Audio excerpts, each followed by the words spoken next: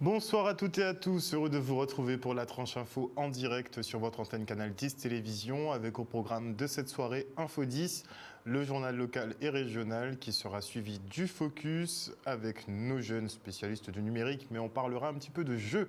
Aujourd'hui, on va tester le fond l'esprit coco de Damien Lurel, ce sera après la coupure pub de 19h, mais pour l'instant place au JT.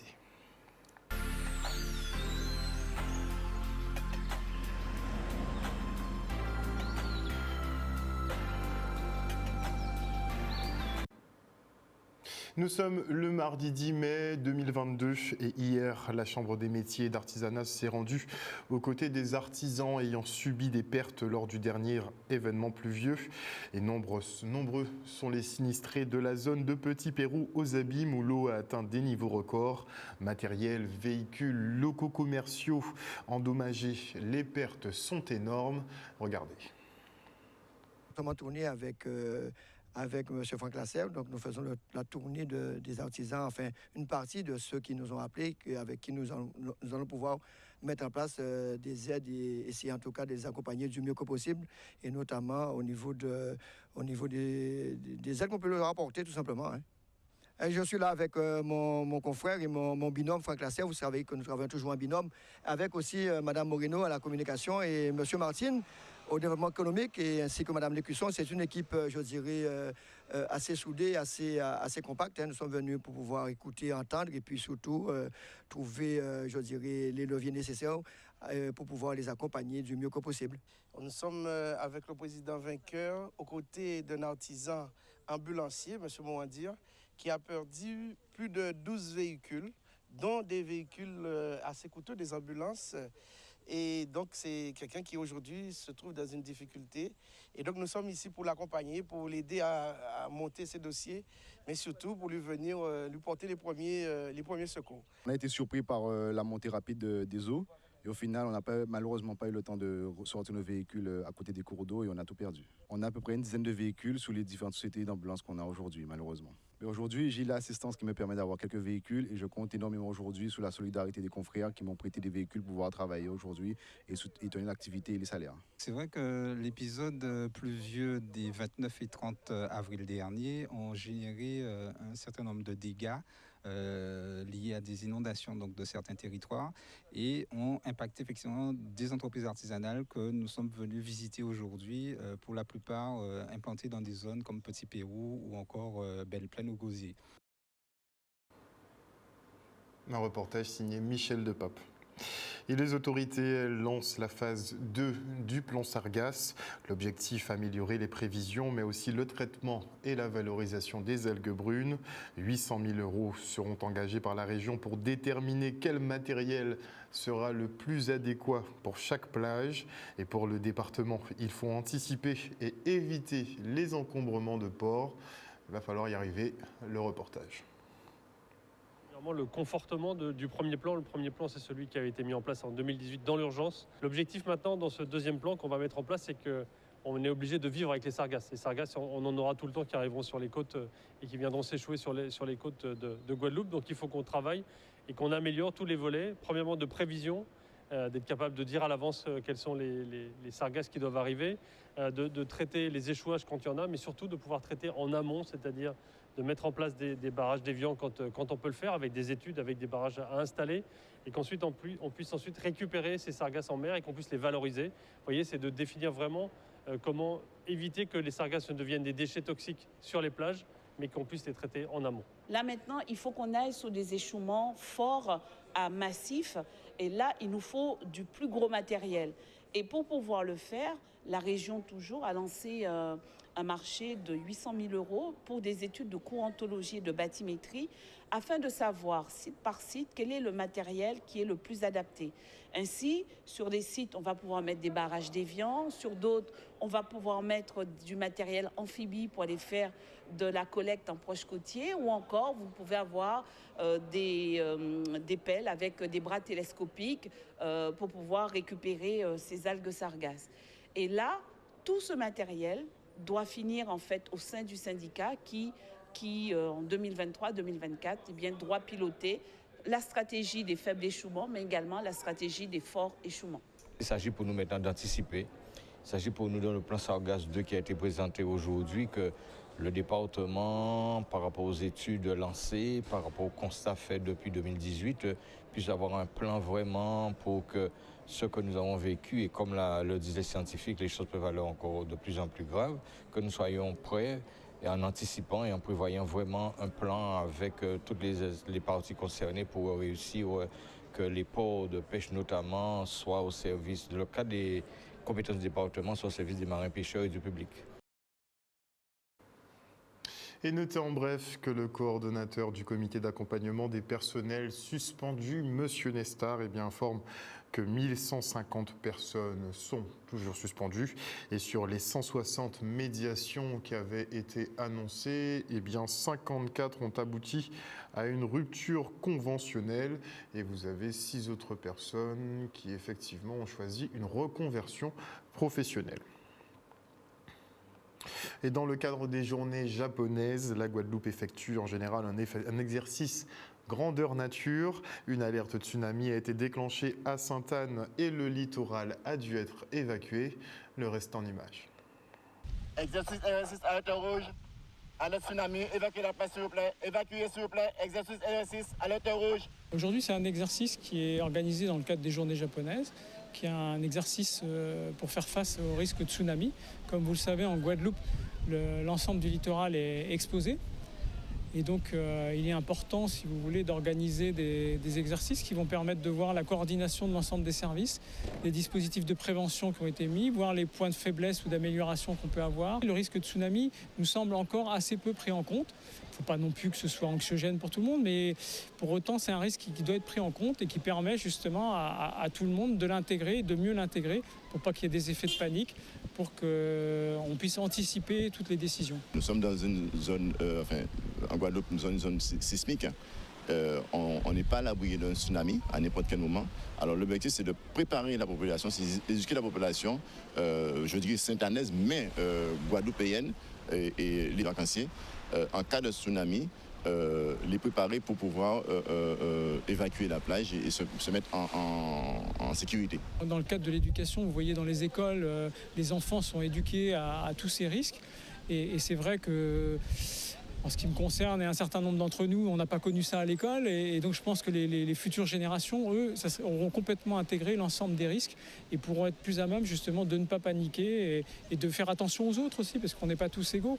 Il y a des personnes qui ont plus de mal à se déplacer que d'autres. Et donc c'est important de penser à soi, mais aussi à son voisin qui peut-être est en difficulté pour évacuer, et donc d'être attentif aux autres. La police dresse un constat inquiétant, à savoir que les faits de violence et de délinquance sont en augmentation depuis le début de l'année. Homicides, vols à main armée se multiplient et suite au démantèlement de filières criminelles d'envergure, les enquêteurs craignent des guerres de territoire et autres règlements de compte. Les forces de l'ordre ont une attention toute particulière d'ailleurs pour la vente et la circulation d'armes à feu qui augmentent. Pas moins d'une vingtaine de fusils automatiques ont été retrouvés lors d'opérations de contrôle. On fait le point avec Laurent Chavannes, directeur territorial de la police nationale, qui répondait aux questions d'Olivier Félix.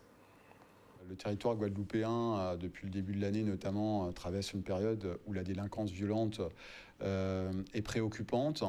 Et il s'agissait pour moi de mettre en évidence sur cette préoccupation le travail qui est mené par la police nationale sur le territoire guadeloupéen, qui est un travail qui révèle une bonne efficacité, notamment sur les opérations qui sont menées de contrôle sur la voie publique. Je vous le disais tout à l'heure, près d'une vingtaine d'armes à feu, pistolets automatiques saisis depuis le début de l'année suite à ces opérations, et puis également les résultats sur des opérations judiciaires, résultats d'importance, avec des faits sériels de vol à main armée, de vol avec violence, et des interpellations sur des faits d'homicide et de tentatives d'homicide qui ont été menés depuis le début de l'année.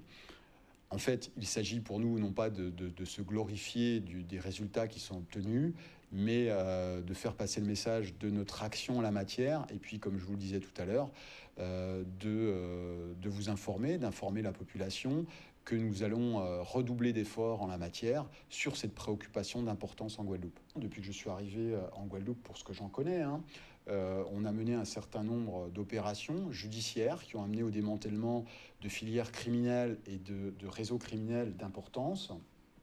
Et dans ce cadre-là, on peut imaginer que pour un certain nombre d'actions violentes, on a aussi un paysage criminel qui peut se redessiner et qui peut donner lieu, en tout cas c'est une hypothèse sérieuse, à des règlements de compte comme on peut en connaître parfois. Mais il n'y a bien évidemment pas que ça comme explication, il y a aussi une accessibilité aux armes à feu qui est rendue plus aisée sur le territoire guadeloupéen, et notamment avec les pistolets automatiques. Et c'est pour ça que je vous disais également que nous allons redoubler d'efforts sur les enquêtes judiciaires qui sont menées sur la vente et la revente de ces armes à feu. Le CIRAD, lui, travaille à la réintroduction de variétés d'ignames, mais aussi à leur amélioration. Le but étant de proposer aux agriculteurs des ignames plus résistants aux maladies et qui offrent un bon rendement. Une diversité qui se traduira aussi dans les assiettes avec des variétés qui se prêtent plus aux purées et d'autres plus aux frites, par exemple. Le reportage. En Guédi qui est spécial pour nous qui avons fait création à variété asienne. Là, c'est une rencontre que nous avons fait avec plusieurs producteurs pour permettre des vrais. Ça nous créé depuis à peu près 4 ans, que nous mettons en station nous et que nous évaluons en champ nous à Rougeol Petit Bourg. Et là, c'est montrer ça nous garder qu'on les meilleures variétés dans la sélection nous. Le CIRAD, ils ont créé des variétés qui sont intéressantes. Ces variétés-là, ça a sauvé.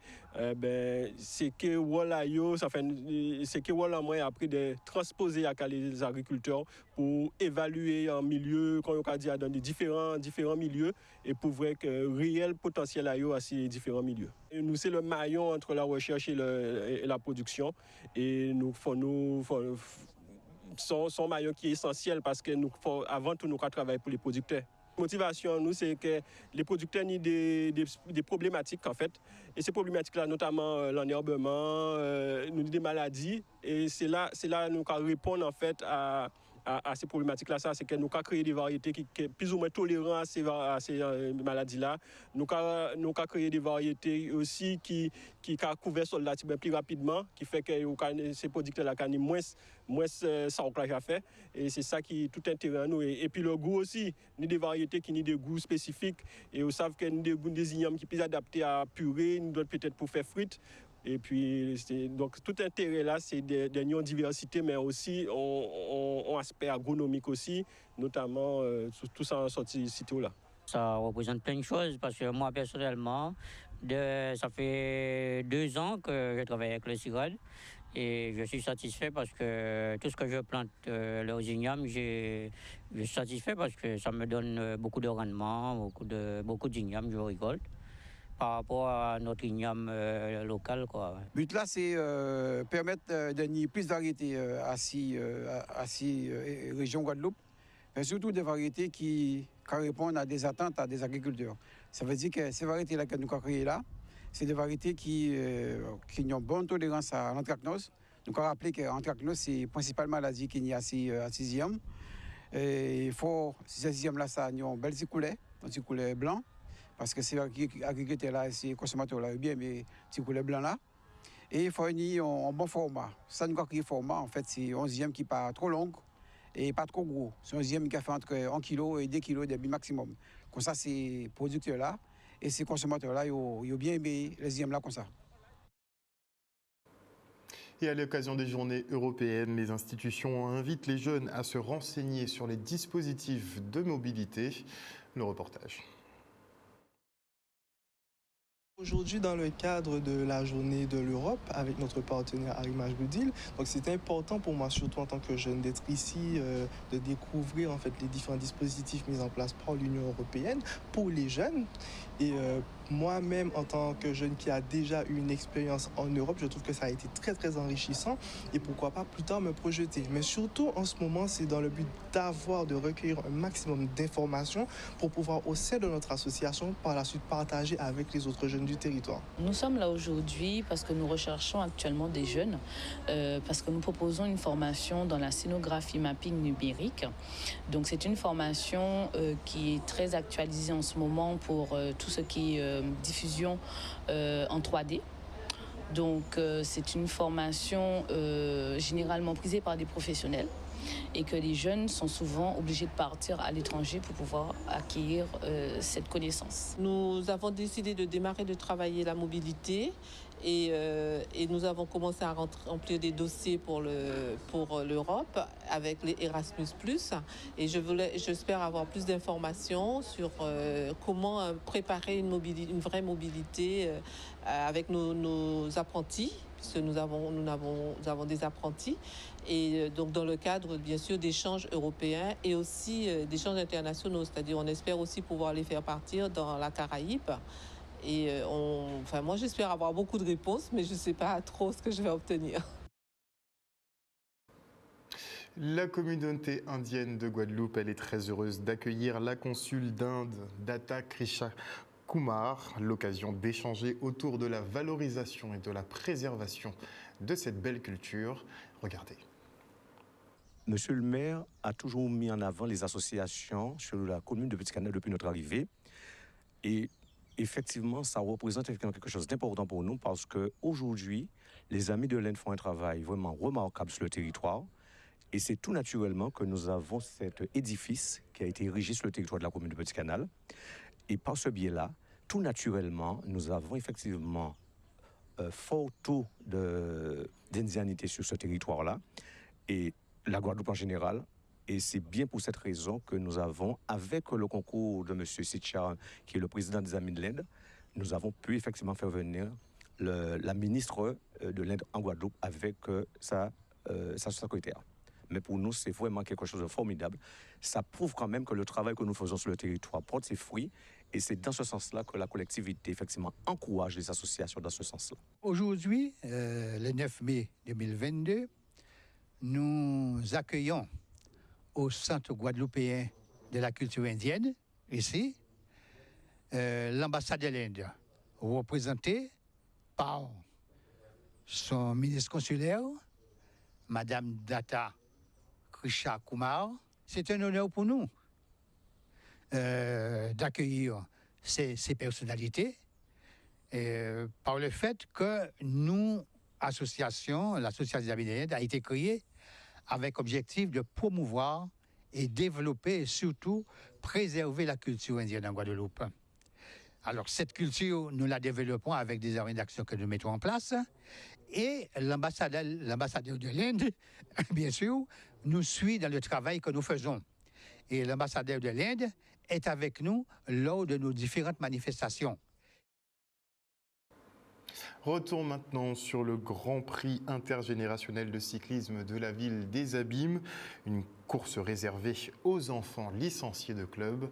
Regardez. Le maire, bien entendu, a mis en place un certain nombre de compétitions. C'est-à-dire que nous avons 300 000 € de budget pour les manifestations sportives. Claire Valentin s'occupe de 3 compétitions qu'il a mis en place, bien entendu, en partenariat avec la ville.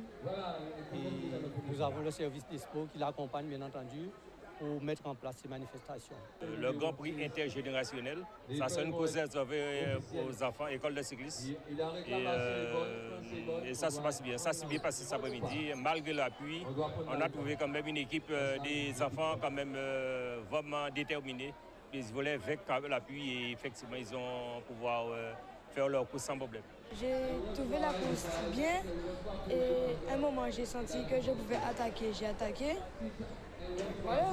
130 jeunes au départ et c'était fort intéressant. Je crois que nous avons pris du plaisir et eux aussi ça se voit sur la qualité de la remise des prix. Et puis je voudrais à ce titre remercier le maire de nous octroyer 300 000 € pour mettre à disposition de ces manifestations. Claire Valentin aussi qui nous accompagne, et puis le service des sports. Vous savez, les enfants, c'est l'avenir d'un pays, hein, l'avenir des abîmes, de la Guadeloupe, à vrai dire, puisque quand nous organisons comme ça, il y a toutes les communes qui sont présentes. Ce qui veut dire que c'est déjà de la Grande Terre et la Basse Terre qui sont présents sur cette manifestation. C'est pourquoi on aime bien organiser pour les enfants. Et on souhaite maintenant un très joyeux anniversaire à Mauricia Janqui qui intègre le club des centenaires.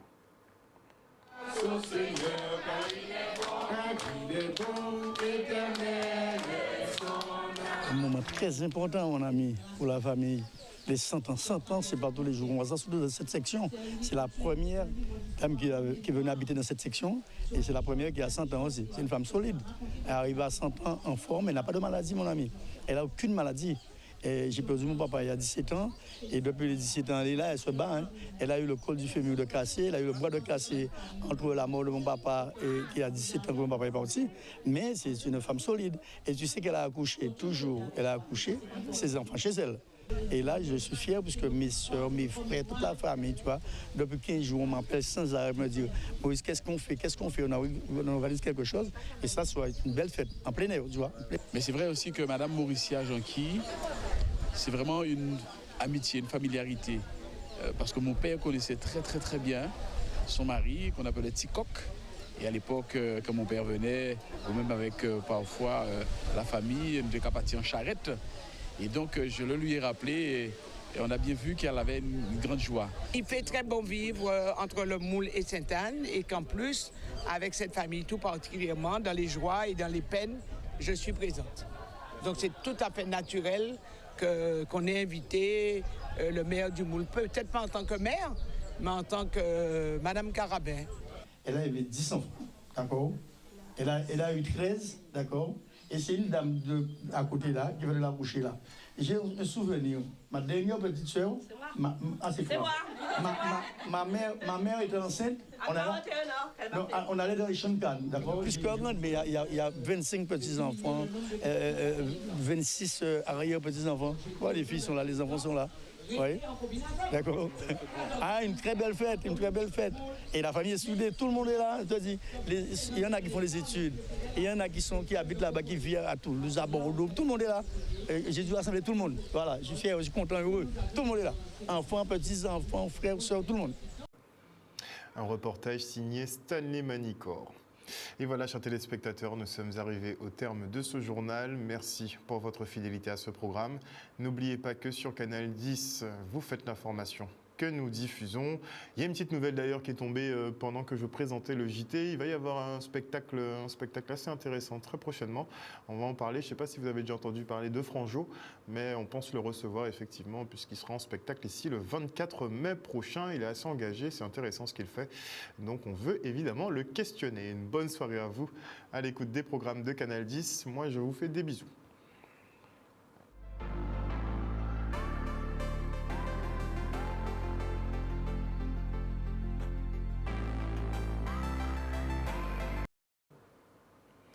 À venir dans la tranche info sur Canal 10, le Focus. Et aujourd'hui, normalement, on se paye une petite soirée de jeu avec un jeu de plateau typiquement guadeloupéen, 100% guadeloupéen. Son jeune créateur sera avec nous, Damien Lurel, qui va animer justement cet épisode de jeu. On va essayer de faire ça, correctement. Et avant, effectivement, la coupure pub, je dis bonsoir à Moïse Caramel, à Lydia Luce, à Patricia de Normandie, à Joël Bazit, à Wilma Blondeau, à Perle de Caruquera, bonsoir à Dimitri Gobardan, à Patricia Jacquet-Crétide, bonsoir à Lydia, à Viviane Coton, bonsoir à qui d'autre, à Saran Camara, pardon. Bonsoir à Joli Cœur Bégarin, bonsoir à Marie Rutil, bonsoir à Ampassav Mako, bonsoir et un gros bisou à Maggie Delaney, bonsoir à Frédéric Gonté, bonsoir à Népal Mario, bonsoir à tous ceux effectivement qui nous suivent sur l'antenne de Canal 10 Télévision. Un salut tout particulier à la Team Info qui nous suit effectivement tous les soirs. Vous êtes mieux que ma famille, tiens, pour le coup, parce que ouais, vous êtes ultra constant, tiens. Allez, on se retrouve après la pub.